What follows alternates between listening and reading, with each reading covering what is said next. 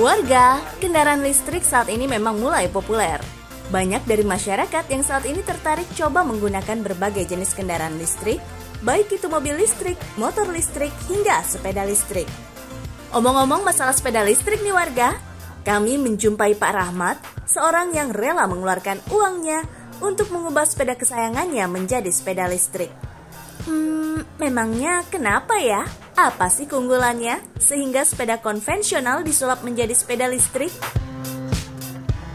Sepeda listrik sebelum COVID, jadi ini yang kedua kalinya. Yang pertama itu istri saya yang pakai. Kemarin tuh gue di puncak, tuh tanjakan ngehek itu nggak kuat. Saya lapor ke sini, terus dibuatkan ini, tuh jadi lebih irit tenaga. Warga, selain sepeda listrik, salah satu kendaraan yang digemari masyarakat adalah motor listrik. Motor listrik memang dinilai lebih hemat dan efisien dibandingkan dengan motor konvensional yang menggunakan BBM. 1 liter BBM seharga Rp10.000 bisa menempuh jarak hingga 30 km. Sedangkan dengan jarak tempuh yang sama, motor listrik hanya membutuhkan 1 kWh yang setara dengan Rp1.600 saja loh warga. Tapi ya warga, kalau berbicara soal otomotif, pasti tidak lepas juga nih dari yang namanya perawatan. Nah, kalau motor listrik perawatannya apa aja ya? Ini nih yang warga harus tahu. Sama seperti motor konvensional warga, servis motor listrik juga perlu dilakukan. Namun, terdapat perbedaan di dalamnya karena mesin yang digunakan pun berbeda. Jika servis motor konvensional seputar perawatan oli, aki, dan busi, kalau motor listrik berfokus pada kabel dan baterainya nih warga. Bahkan waktu perawatan berkala motor listrik dan konvensional juga berbeda. Motor bensin harus dilakukan perawatan sebulan sekali, kayak ganti oli, tune-up, dan lain-lain. Untuk motor listrik hanya dianjurkan 3 bulan sekali, itu pun cuma pengecekan. Yang dikhawatirkan ada perkabelan yang kebakar, ada kabel yang kelepas, kayak tadi contohnya banyak kesini datang karena kabelnya ada yang kelepas, dan pengecekan sistem pengereman supaya rem adalah salah satu safety utama di kendaraan, karena di motor listrik nggak ada engine brake, jadi rem harus tetap dalam keadaan optimal. Warga, bukan cuma kekasih yang harus ditangani dengan tepat dan sepenuh hati, tapi memiliki motor listrik juga perlu penanganan yang gak asal-asalan. Salah penanganan, motor listrik bisa mengalami kerusakan loh warga. Untuk motor listrik, kerusakannya yang pertama bisa jadi baterai. Jadi kita harus pengecekan baterai. Yang kedua, kerusakan biasa dari kontrol modul. Kontrol modul itu pengendali kecepatannya. Kadang-kadang kontrol modulnya itu kebakar karena overload pemakaian. Yang ketiga, pengecekan motor BLDC yang depan sini.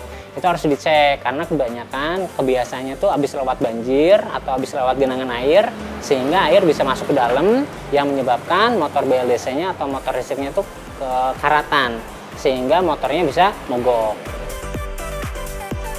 Nah kan warga, repot kan kalau motor kita jadi rusak gara-gara kita nggak tahu cara merawatnya?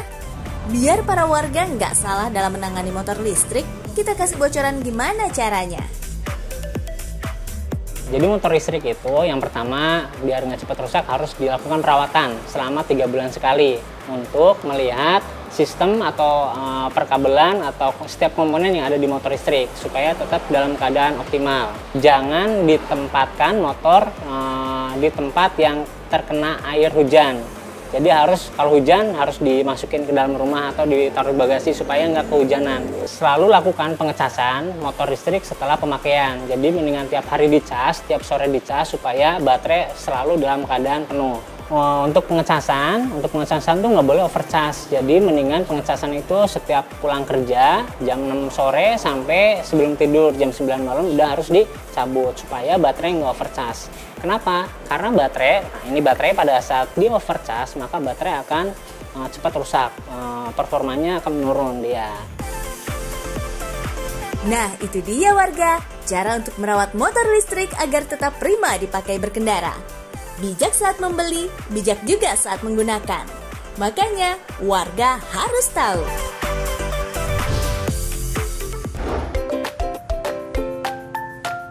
Warga, zaman sekarang udah gak musim lagi dorong-dorong gerobak buat angkut-angkut atau jualan. Berkat kemajuan teknologi, gerobak listrik ini tinggal digas aja. Keren! Pabriknya sudah berdiri sejak tahun 2020 lalu. Tapi, produksi gerobaknya sudah sampai 150 buah. Wah, banyak juga ya. Soal kekuatan nggak perlu diragukan. Nih, lihat proses bikinnya. Dimulai dari menyiapkan rangka. Kemudian, batang besi dilas ke box kursi yang terbuat dari metal. Metal dipilih karena kuat menahan beban ketika diduduki. Jadinya kokoh deh. Dengan tatakan berukuran khusus ini, batang besi dilas membentuk rangka. Kalau sudah, pasang cover depannya. Satu hal yang bikin bangga, semua komponen rangka ini menggunakan bahan baku dari dalam negeri loh. Mulai dari besi, box kursi, penutup depan, dan spakbor, 100% produk lokal. Wah, hebat! Ruangan pengecatan ini juga dibuat khusus, mirip oven. Tinggal dipencet, uap panas masuk melalui pipa. Untuk mengeringkan cat, butuh waktu sekitar 1 jam dalam suhu 80 derajat Celcius. Roda bagian depan dipasang bersamaan dengan shock breaker atau peredam guncangan.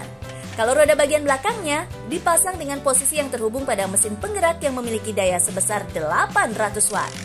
Kekuatan ini yang membuat gerobak listrik bisa menempuh jarak sampai 30 km. Soal kecepatan, gerobak listrik ini mampu melaju dengan kecepatan 30 km per jam. Dayanya emang berasal dari baterai, tapi bukan baterai litium ya. Namanya VRLA, atau kepanjangannya Valve Regulated Lead Acid. Komponen lainnya adalah controller yang dihubungkan dengan mesin penggerak agar bisa diatur gerakan maju mundurnya. Ada yang menarik nih warga dari proses perakitan gerobak listrik ini. Semua gerobak dilengkapi dengan nomor rangka. Gerobak listrik ini dibedakan jadi berbagai macam.